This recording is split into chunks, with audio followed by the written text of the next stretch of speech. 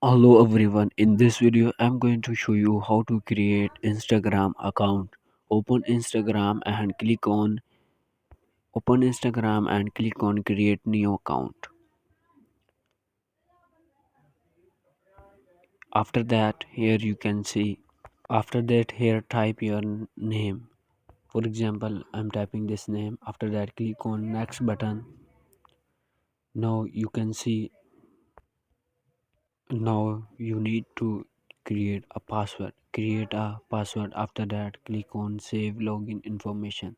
After that here select your date of birth.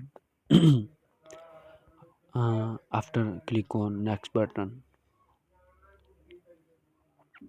Here select create a username for your account.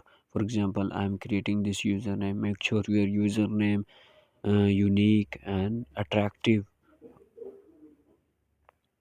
After that click on next button. Here select any this username and click on next button. After that here add your mobile number or email address. For example, I'm adding my email. Here type your email address. After that click on next button.